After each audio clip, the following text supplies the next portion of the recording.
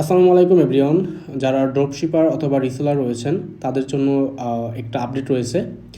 ডিসপ্যাচের জন্য আমাদের সিস্টেমটা একটু পরিবর্তন করা হয়েছে।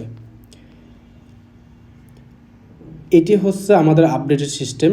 এর আগে আপনাকে কাস্টমারের ডিটেলস, সিওডি, কুরিয়ার আইডি দিতে হতো, কিন্তু এখন শুধু পার্সেল আইডি দিলেই হবে। এতে করে আমাদের প্রোডাক্টটি ডিসপ্যাচ করতে সুবিধা হবে, ভুল হওয়ার চান্সও কম থাকবে।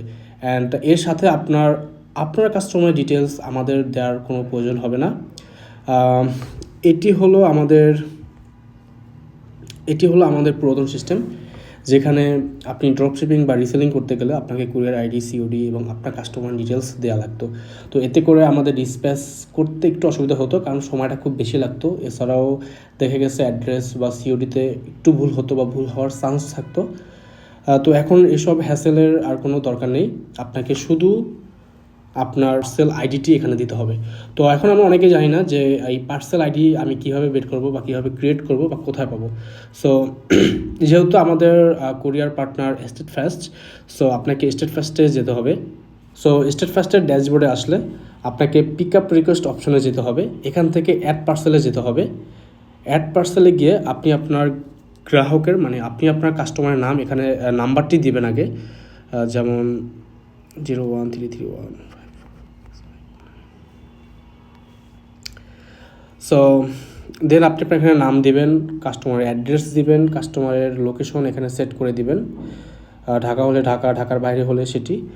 আপনার যেটি সিওডি সেটি এখানে পেস্ট করবেন। ইনভয়েস দেওয়ার দরকার নাই।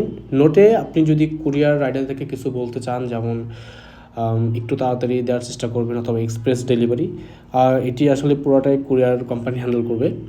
অ্যান্ড আপনি ওয়েটে গিয়ে পার্সেলের ওয়েট দিতে পারেন, অথবা এটি চাইলে আপনি স্কেপও করতে পারেন, বা বাই ডিফল্ট 0.5 দিয়ে দিতে পারেন।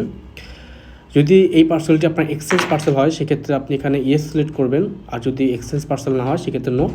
অ্যান্ড সব কিছু হয়ে গেলে আপনি এখানে সাবমিট ক্লিক করবেন। সাবমিট ক্লিক করার সাথে সাথে দেখেন আপনাকে একটা পার্সেল আইডি দিছে, আইডি হ্যাশট্যাগ 12078516 এটি হলো আপনার পার্সেল আইডি। তো আমরা এখান থেকে ক্লোজ করে দিলাম। এছাড়াও আমরা এই পার্সেলটি এই আইডিটি আরেক জায়গা থেকে বের করতে পারবো। সেটা হলো পার্সেলে যাব, পার্সেলে গিয়ে আমরা ইন রিভিউস পার্সেলে যাব, সেখান থেকে আমরা এই পার্সেল আইডিটি বের করতে পারবো। অ্যান্ড এই সিএন নাম্বারটি বা পার্সেল আইডিটি আপনি যখন অর্ডার করবেন তখন এখানে পেস্ট করে দেবেন।